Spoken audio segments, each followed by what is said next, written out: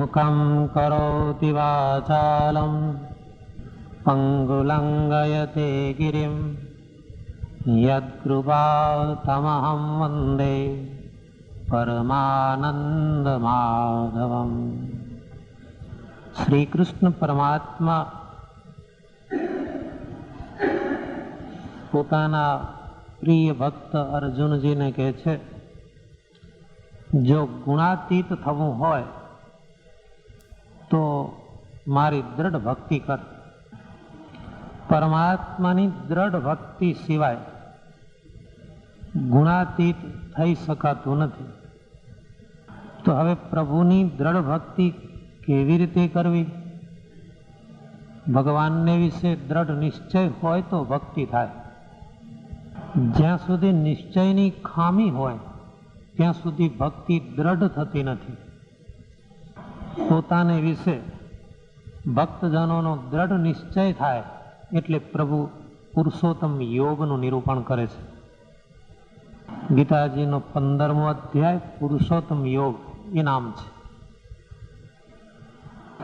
ગીતાજીને વિશે વ્યાખ્યાન કરનારા, પ્રવચન આપનારા એટલું જ નહીં પણ જે મોટા મોટા આચાર્યોએ ભાષ્યો રચ્યા છે એ બધા આ પુરુષોત્તમ યોગના અધ્યાય વિશે વિવરણ કરતા આમ તન્મય બની ગયા છે. એનું નામ જ પુરુષોત્તમ. પ્રભુ સૌથી પ્રથમ પોતાના પુરુષોત્તમપણાનું નિરૂપણ કરતા પહેલા સહેજ આ સંસારનું ચિત્ર આપે છે. આ સંસાર એક એવું વિચિત્ર વૃક્ષ છે. વૃક્ષ જ્યારે આપણે કોઈને કહીએ કે ઝાડ, તો ખ્યાલ આવી જાય કે વૃક્ષ એટલે જમીનમાં એના મૂળિયા હોય છે, ઉપર ડાળા અને પાંદડા હોય છે. પણ સંસાર રૂપી એક વૃક્ષ છે, બહુ વિચિત્ર છે. કોઈને કલ્પનામાં ના આવે એવી એની પરિસ્થિતિ છે. ઊર્ધ્વમૂલ મદ શાખ મસ્વસ્થમ પ્રાહુરવ્યયમ છંદાંસી યસ્ય પર્ણાની યસ્તમ વેદસ્ય વેદવિદ. આ અધ્યાયની શરૂઆત બહુ ચમત્કારી રીતે થઈ છે. ઊર્ધ્વમૂલ, સંસાર એક એવું ઝાડ છે કે જેના મૂળિયા ઊંચા છે અને ડાળા પાંદડા નીચા છે. જગતભરમાં આવું વૃક્ષ તમને ક્યાંય જોવા નહીં મળે. આ જગત પોતે જ એવું વૃક્ષ છે કે જેના મૂળિયા ઊંચા અને ડાળા પાંદડા નીચા. અહીં આગળ ઊર્ધ્વ, ઊર્ધ્વના અર્થો 2-3 છે. ઊર્ધ્વ એટલે આપણે માની લઈએ છીએ કે ઉપર, અને ગીતાના સામાન્ય જે અનુવાદો થયા છે એમાં એમ જ લખેલું છે કે ઊર્ધ્વ એટલે ઉપર મૂળિયા, નીચે ડાળા પાંદડા. હવે ઉપર મૂળિયા કહેવાનો મતલબ જેને કયો છે એનો એટલો જ મતલબ છે કે ભગવાન ઉપર છે એટલે ઉપર મૂળિયા. કારણ કે સંસાર ઈશ્વરથી ઉત્પન્ન થયેલો છે એટલે પ્રભુ ઉપર છે એટલે મૂળિયા ઉપર, ઊર્ધ્વ એટલે ઉપર, ડાળા પાંદડા નીચા. પણ ગીતાને એ અર્થ થોડોક ઓછો ગમે છે. ઊર્ધ્વનો અર્થ થાય શ્રેષ્ઠ, ઊર્ધ્વનો અર્થ થાય સૌથી શ્રેષ્ઠ, ઊર્ધ્વનો અર્થ થાય ઉત્તમા. તમને નવાઈ લાગશે પણ તમે પોતે ઓફિસમાં એવું જ બોલો છો. કેમ ભાઈ બહુ ઝપાટે કામ કરો છો? તો ઉપરથી દબાણ છે. ઉપરથી એટલે કે આકાશમાંથી. ઉપરથીનો અર્થ શું?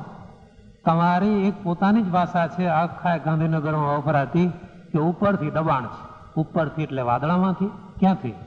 ઉપરથીનો અર્થ એમ સમજવાનો, ઉપરથી એટલે જરા જે અમારાથી ઉપરી છે, શ્રેષ્ઠ છે, એના તરફથી દબાણ છે.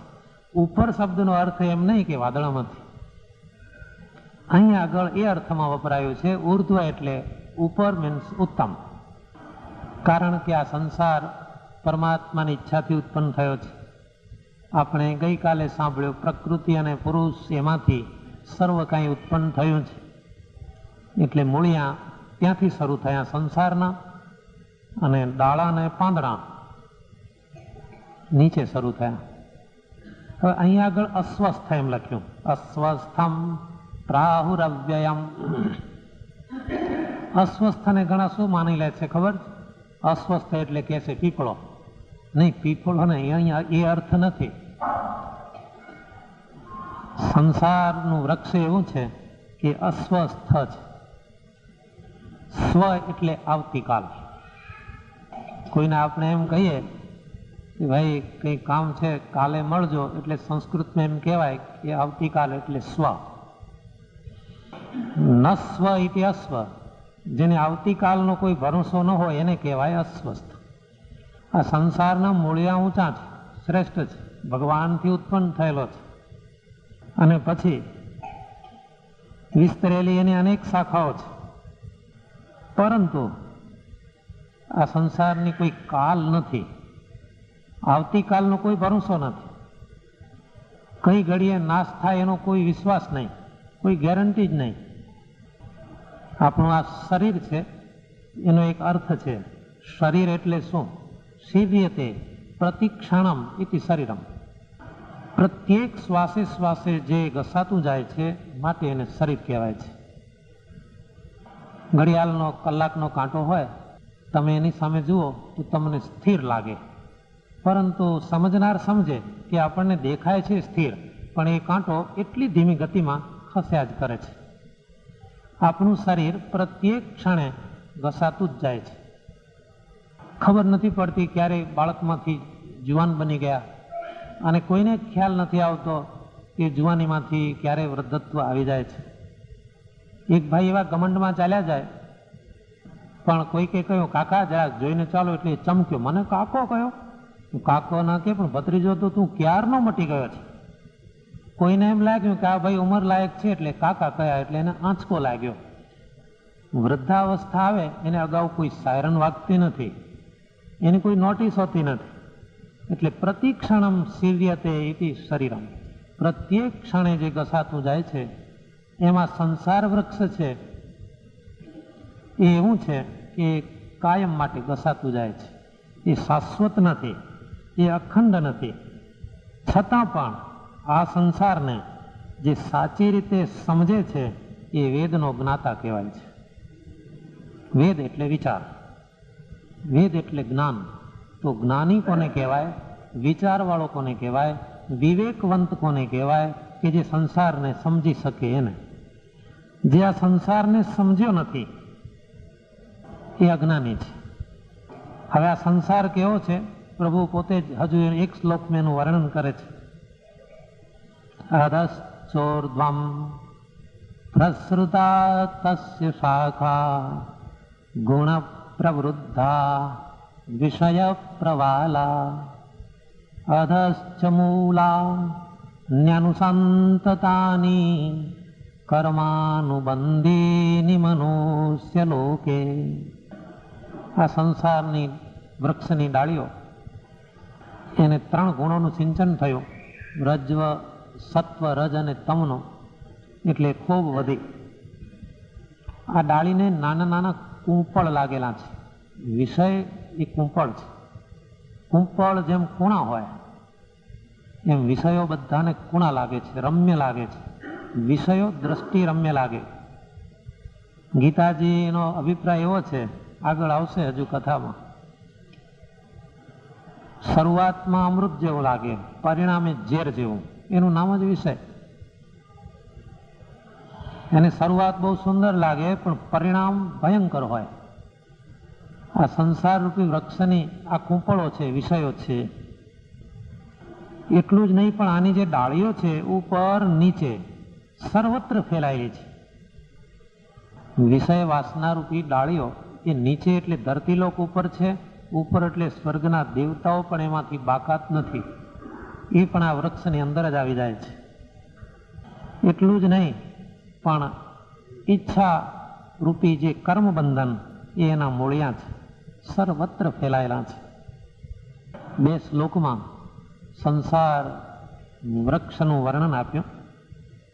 પછી હવે કહે છે વૃક્ષને કાપી નાખો. વૃક્ષને કાપવું હોય તો કુહાડો જોઈએ. તો આ સંસાર રૂપી વૃક્ષને હવે કાપવાનું છે, પણ છે બહુ વિચિત્ર વૃક્ષ. એને કુહાડો લઈને જો મારવા જાઓ તો ના રૂપમસ્યેહ તથોપલભ્યતે. પેલું ઝાડ તો સ્થિર હોય કે આપણે જ્યાં ધારીએ ત્યાં કુહાડો મારી શકીએ, પણ આ સંસાર રૂપી વૃક્ષ એવું વિચિત્ર છે, એનું કોઈ ચોક્કસ રૂપ નથી, એને કુહાડો ક્યાં મારવો? નાંતોર ન ચાદીર ન ચ સંપ્રતિષ્ઠા. આ જગત વૃક્ષ એવું કોઈ અદ્ભુત છે, કેટલું વિચિત્ર છે, એનો કોઈ અંતે નથી, તેમજ ઉત્પત્તિ અને સ્થિતિ એ જોઈ શકાતી નથી. તો પછી પેલો કુહાડો તો કામ લાગશે જ નહીં. કેવી રીતે આ સંસાર રૂપી વૃક્ષને કાપવું? અસ્વસ્થમેનમ સુવિરૂઢ મૂલમ અસંગ શસ્ત્રેણ દ્રઢેન ચિત્વા. અસંગ શસ્ત્રથી કાપો, કુહાડો નહીં કામ લાગે. અજ્ઞાનને કાપવા માટે શું જોઈએ? જ્ઞાન જોઈએ. આ જ્ઞાનમાંથી આ સંસાર રૂપી વૃક્ષ તૈયાર થયું છે, તો હવે એને જ્ઞાનથી જ કાપી શકાશે. કોઈ ભાઈને સ્વપ્નમાં ચપ્પુ વાગ્યો હોય, રાત્રે સ્વપ્ન આવ્યું કે હું અમદાવાદમાં ગયો હતો, ઊંડી પોળમાં ફરતો હતો ને કોઈ મને છરો માર્યો, એવું સ્વપ્ન આવે રાત્રે. એને વેદના થાય, પીડા થાય, મરી ગયો બાપલા, જલ્દી મને હોસ્પિટલ લઈ જાઓ, શું થશે, આનું શું થશે, તેનું શું થશે. એને ખૂબ વેદના થવા માંડી સ્વપ્નમાં. એની દવા શું? સ્વપ્નમાં ચપ્પુ વાગે એની દવા કોઈ ડોક્ટર ટીવા લે ના, એ તો નકામો છે. સ્વપ્નમાં ચપ્પુ વાગ્યો એની દવા એક જ, જાગ્રત અવસ્થા. સ્વપ્નમાં હાઈવોય થતી હોય, હું મરી ગયો, મારું શું થશે, પણ એને જાગી જાય એટલે બસ કાંઈ નહીં, એ તો વાત ગઈ. તો સ્વપ્નની તકલીફ મટાડવા માટે જાગ્રત અવસ્થા જ કામ આપે, બીજી કોઈ એના માટે દવા નથી. એમ અજ્ઞાનજન્ય જે તકલીફો છે, અજ્ઞાનથી ઊભા કરેલા જે દુઃખો છે, અજ્ઞાનથી ઊભા કરેલા બંધનો છે, એને કાપવા માટે અસંગ શસ્ત્ર જ્ઞાન. જ્ઞાન થાય એટલે પતી ગયું. શું અમે જ્ઞાની નથી? આખી જિંદગી બેઠા છીએ બરાબર મજબૂત મૂળિયા ગાલીને. ગીતાને પૂછો તો કે છે ના નથી, જાઓ. ગીતાજી કહે છે કે તમે જ્ઞાની નથી. જ્ઞાની હોય એ અસંગ શસ્ત્રથી આસક્તિના ઝાડને એવું કાપી નાખે, બિલકુલ એના પાંદડા, ડાળિયા, મૂળિયા બધું સુકાઈ જાય. કપાઈ ગયેલું વૃક્ષ જેમ પડી જાય, એના પાંદડે પાંદડા, એના કુંપળ માત્ર સુકાઈ જાય. એ જ રીતે આસક્તિ અને વિષય વાસના જો સુકાય તો સમજવું કે એણે સંસાર રૂપી વૃક્ષને કાપ્યું છે. તો પછી ભાઈ સાહેબ હવે શું કરવું? અમારે તો આ સંસારને કાપવો છે. તમે કહો છો એવું હથિયાર તો હાથમાં આવતું નથી. કાચું પોચું હોય તો કામ ન લાગે. દ્રઢે ન ચિત્વા. આ જ્ઞાન દ્રઢ જોઈએ. થોડી વાર જ્ઞાન તો બધાને થાય છે. કંઈક એવી વિકટ પરિસ્થિતિ હોય ને તો એમ થઈ જાય છે શું હવે આ સંસારમાં મરી ગયા બાપા મોંઘવારીથી, કાં તો એમ કે ઘણાને એવી પરિસ્થિતિ હોય ને ત્યારે મહિનો બે મહિના ભગવાન યાદ આવતા હોય છે. એવી વિકટ પરિસ્થિતિ સર્જાઈ હોય ત્યારે, અરે કેટલાયને નદી કાંઠે જવું પડ્યું હોય ત્યારે ઈશ્વર યાદ આવતા હોય છે, કોઈને વિદાય આપવા જાય ત્યારે. પણ એ જ્ઞાન કેટલી વાર? થોડી વાર. એ દ્રઢ નહીં, પણ દ્રઢેના અસંગ શસ્ત્રેણ દ્રઢેન ચિત્વા. મજબૂત એવું અસંગ શસ્ત્ર હોય એનાથી જ આ સંસાર રૂપી વૃક્ષ કપાય છે, બાકી સામાન્ય બાબતથી કપાતું નથી. તો આ શસ્ત્ર ક્યાં મળશે બોલો ને? પહેલી વાત એ કરો. અમે લઈ આવીએ, અમારી ઈચ્છા છે, અમારે સંસારનો નાશ કરી દેવો છે. તો હવે તમે કહો છો એ અસંગ શસ્ત્ર એ ક્યાં મળશે? થોડું મોંઘું? અરે મોંઘું તો મોંઘું, કાંઈ વાંધો નહીં, લોન ઉપાડીશું, પણ એ તમે મને સરનામું આપો તો એ શસ્ત્ર લઈ આવું કે આ સંસારને કાપી નાખો. સંસાર રૂપી વૃક્ષના મૂળિયા નિર્મૂળ કરવા છે. હવે એનું સરનામું આપે છે. તમે વચાદ્યમ પુરુષમ પ્રપદ્યે. એના માટે તમારે જે અનાસક્તવાન પુરુષ હશે એની પાસે જવું પડશે. જે કોઈ નિર્બંધ પુરુષ હોય એને મળો. કારણ કે જે પોતે બંધાયેલો છે એ બીજાને છોડી શકતો નથી. આપણા સંતો એક દ્રષ્ટાંત આપે છે, બહુ સુંદર છે. એક ભાઈ બહુ પારાયણો સાંભળી, મોટા મોટા પ્રખ્યાત પ્રસિદ્ધ વક્તાઓ પાસે જઈ ભાગવત સપ્તાહો સાંભળી, અને પછી એ બહુ સુખી ઘરનો, સારો સંપત્તિ વાળો. એક દિવસે એમને ત્યાં કોઈ ઘેર ભૂદેવ કથા કરવા આવ્યા, ખાસ બોલાવ્યા. સપ્તાહનો ચોથો દિવસ હતો, હજુ કૃષ્ણ જન્મ થવાની વાર હતી, અને એને મનમાં સૂઝી આવ્યું કે છે પંડિતજી પ્રશ્ન પૂછાય. તમે તો મુખ્ય યજમાન છો ને, પૂછો. જેમ પરીક્ષિત પણ પૂછતા હતા અને સુખદેવજી જવાબ આપતા હતા, તો તમે પૂછો. મારે એ પૂછવું છે, મેં બહુ પારાયણો સાંભળી, દરેક પારાયણમાં એવું આવતું હતું કે પરીક્ષિતનો મોક્ષ થયો, એને વિમાન લેવા આવ્યું. મેં કેટલી બધી પારાયણો સાંભળી, પણ મને હજુ કોઈ વિમાન લેવા તો ભલે પછી આવે, પણ ટિકિટ તો મોકલી આપે કે ભાઈ તારી ટિકિટ કમ્પ્લીટ છે, તો રિઝર્વેશન છે, કોઈ વાંધો નહીં. મને કેમ કોઈ સ્વપ્નમાં એમ નથી થતું કે ના, મારા માટે ત્યાં પ્રભુ પાસે સીટ રિઝર્વ થઈ છે. કેટલી પારાયણો સાંભળી, મને એક શંકા થઈ કે પારાયણ વાંચનાર ખોટા, કે હું ખોટો, કે પછી ભાગવત ખોટું. શક્ય છે સુખદેવજીએ સંભળાવ્યું હોય એ પ્રત કદાચ સુખદેવજી ભેગી લઈ ગયા હોય, આ પછી જુદું જ ભાગવત વંચાતું હોય, એવું તો નહીં હોય ને. પંડિતજી કથા વાંચતા હતા, એ મૂંઝાઈ ગયા, હવે જવાબ શું આપવો? ભાગવત ખોટું છે એમ તો બોલાય કેમ? હું ખોટો છું એમ તો કેવું કેવી રીતે? એવી તો તાકાત જોઈએ. તો તું ખોટો છે એમ કહેવામાં જોખમ છે. દક્ષિણ ના આપે પેલો શેઠને તુક્કો સૂજ્યો કે છે તમે જવાબ ના આપો તો કાલથી ભાગવત બંધ. તમને એક જ દિવસની મુદત આપું છું, આવતીકાલે જવાબ લેતા આવજો, તો કથા ચાલુ, નહીં તો કથા બંધ. પંડિતજી ઘેર આવ્યા, ઉદાસ થઈ ગયા. પંડિતજીના ઘરવાળા કહે છે ચાલો જમી લ્યો, બધું ઠરી જાય છે, ઠરી જવા દે. કથાકારો મોટે ભાગે કથા કરે પછી જમતા હોય છે, એટલે બધું ઠરી જાય છે કે જમી લો. બોલે નહીં, ઉદાસ થઈને ખાટલામાં પડ્યા. સમજાયા ને ત્યાં એમનો બાબો કે છે બાપુજી શું છે, પણ મને કહો તો ખરા. છોકરો યુવાન હતો. છે શું? કોઈ તમારું અપમાન કર્યું છે? કારણ કે તો સભા છે, પ્રવચનો છે, નક્કી નથી રહેતું, કોઈ અપમાન પણ કરી નાખતા હોય છે. એટલે એવું કંઈ હોય તો કહો. અપમાન કંઈ નહીં, આ તમે રોજ કેળા જ આપતો છો ને, એ કાલથી બંધ થવાના છે.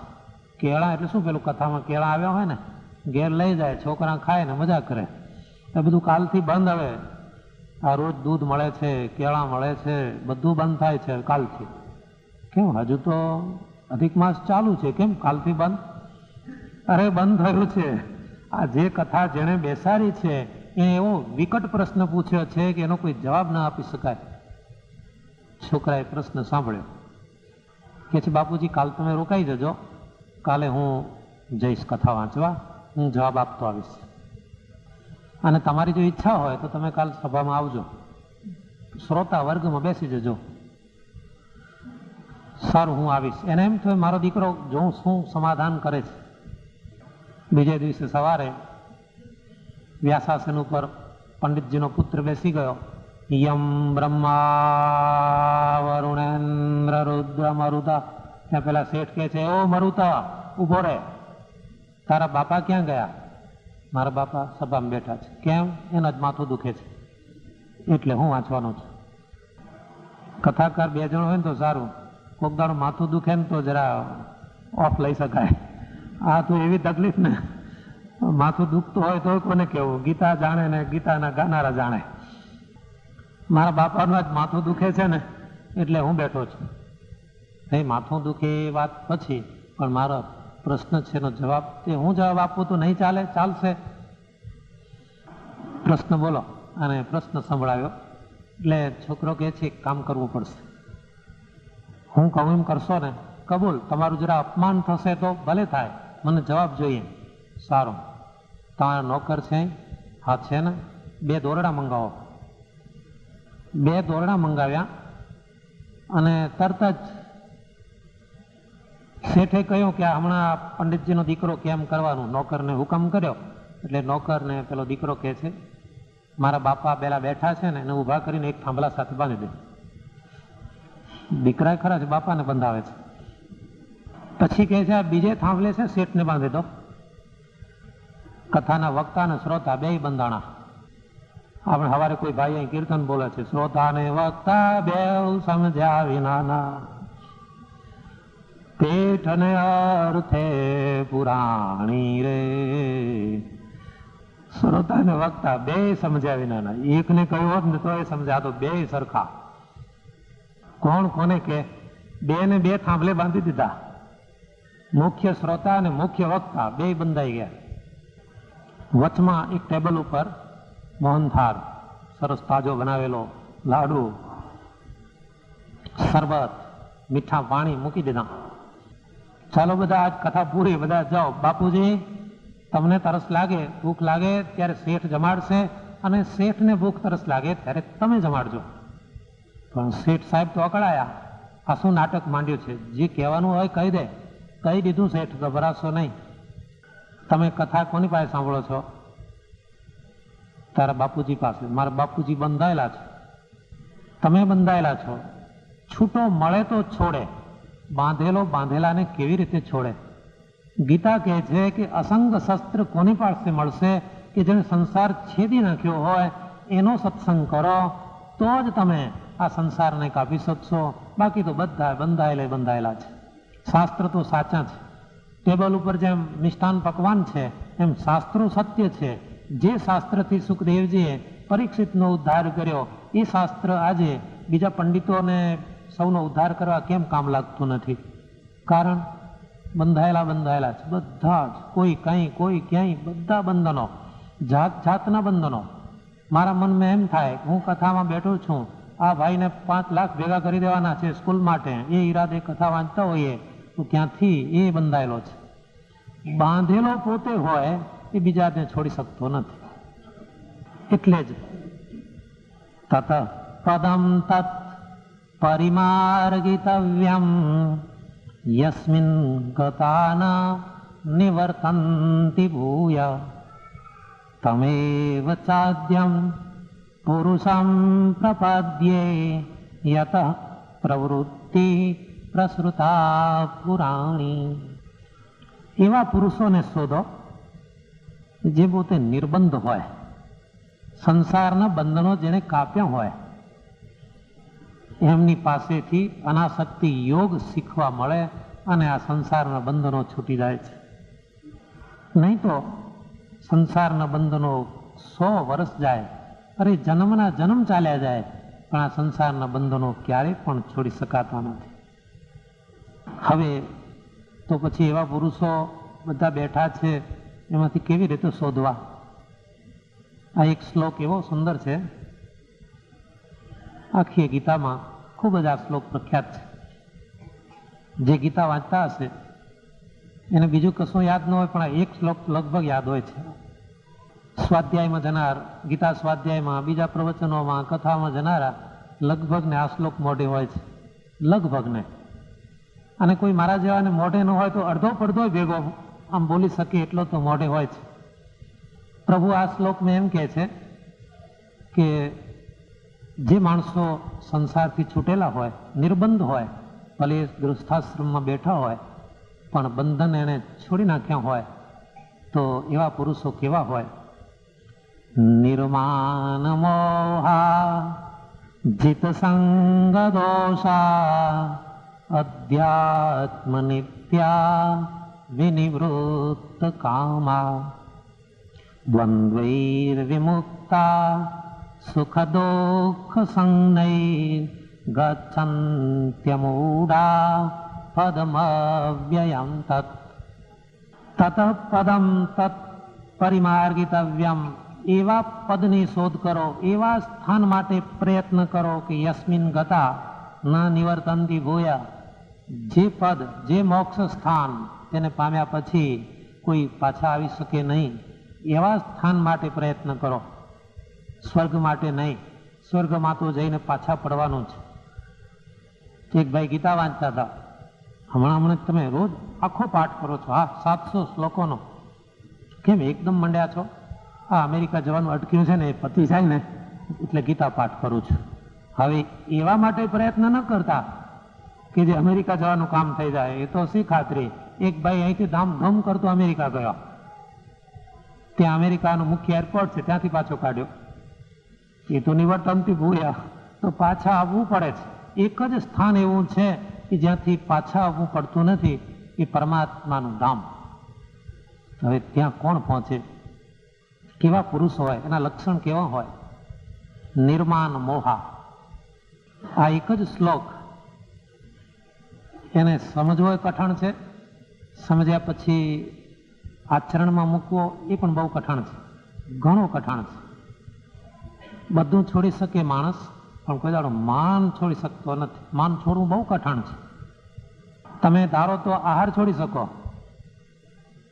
તમે જો મનમાં આંટી રાખો તો 1 મહિનો ઉપવાસ ખેંચી શકો છો, એ કઠણ ન પડે. પણ માનનો ત્યાગ બહુ કઠણ પડે, ખૂબ જ કઠિન. માન અને મોહ આ બે વસ્તુ જો છૂટે ને તો પછી સાધનો બધા કંઈ કરવાની જરૂર નથી રહેતી, સંસાર છૂટી જાય છે. માની માણસ કેવો હોય જાણો છો? એને માનમાંથી સ્વાદ આવે, ખૂબ સ્વાદ આવે. એટલો સરસ સ્વાદ આવે કે એવો સ્વાદ તો લાડુમાંથી ના આવે, એવો સ્વાદ ઢોકળામાંથી ના આવે, એવો સ્વાદ પતરવેલિયામાંથી ના આવે. અરે એવો સ્વાદ માનમાંથી આવે છે. માનમાં એવો સ્વાદ હશે, ચોક્કસ હોય છે.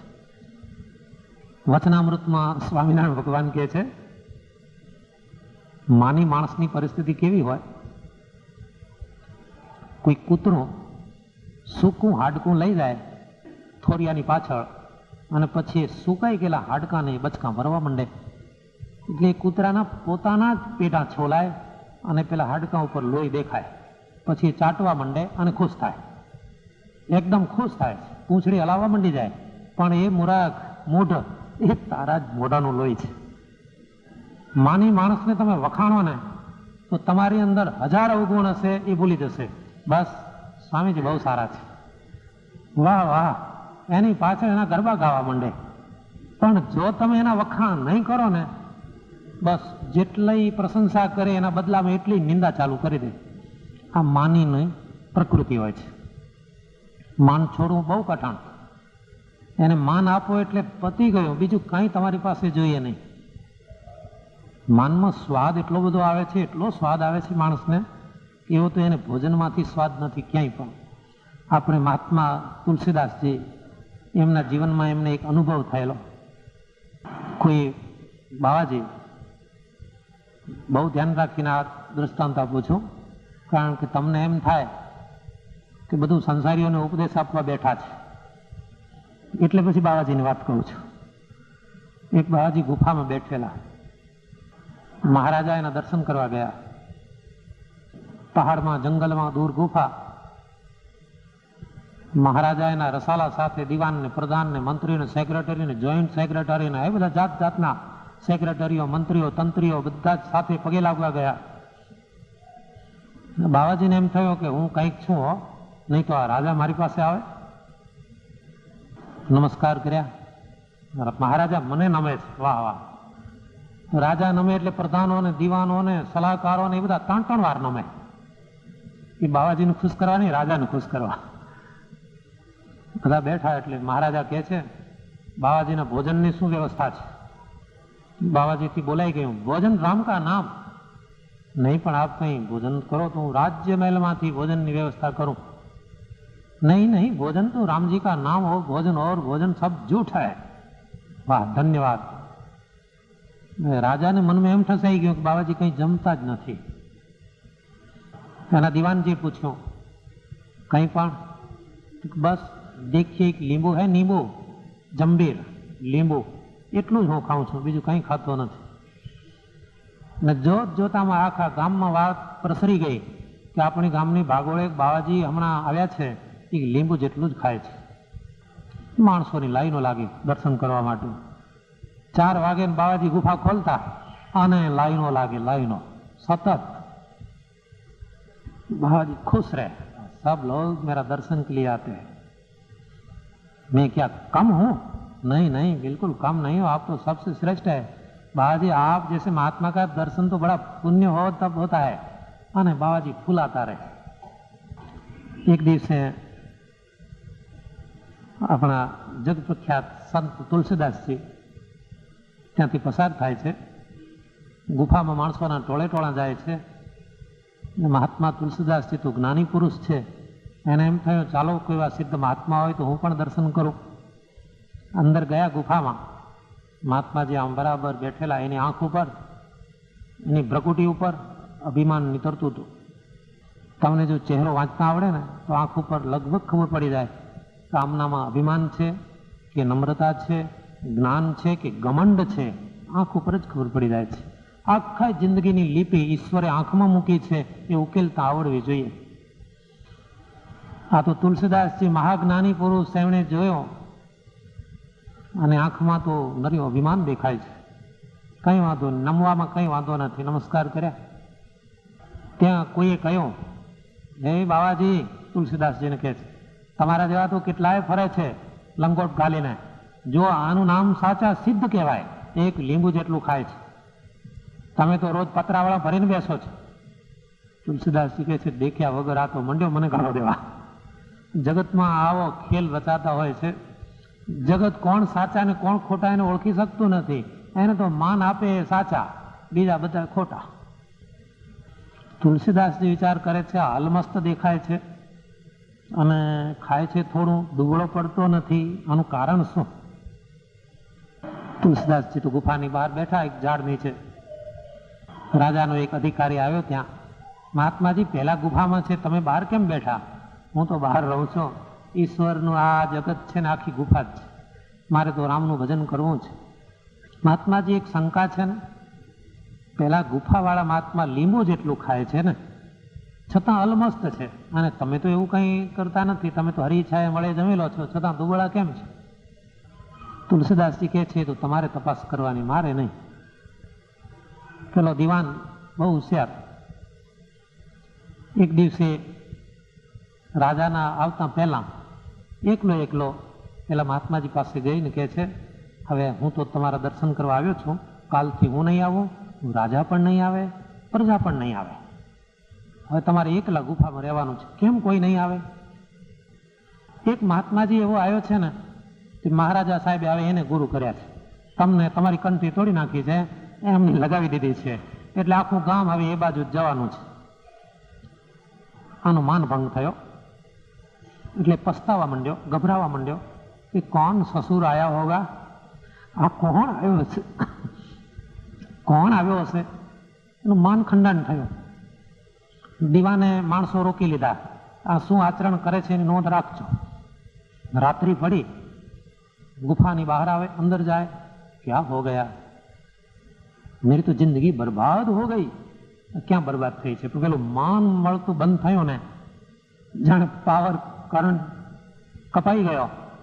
અંદર આવે ને બહાર જાય, સવાર પડતા મૃત્યુ થઈ ગયું. તુલસીદાસજી જતા જતા બોલતા ગયા. તુલસીદાસજી જતા જતા કહેતા ગયા કે તુલસી, આ સંસાર મેં, આ જગતમાં જુઓ તો ખરા, માનનો કેવો રંગ છે. બધું છોડી શકે છે જગત. એ બાવાજીએ બધું છોડ્યું, ઘર છોડ્યું, સંસાર છોડ્યો, ધન છોડ્યું, કનક તજ્યો, કામિની તજ્યો, તજ્યો માન કે સંગ, તુલસી લઘુ ભોજન કરી જીવે માન કે રંગ. કનક તજ્યો, કામિની તજ્યો, તજ્યો ધાતુ કો સંગ, તુલસી લઘુ ભોજન કરી જીવે માન કે રંગ. બધું છોડી દે છે. લઘુ ભોજન એટલે થોડું જ ભોજન કરીને ફક્ત માનના સંગથી જે જીવતા હતા, માન ગયું એટલે જીવન પૂરું થઈ ગયું. સહજાનંદ સ્વામી મહારાજ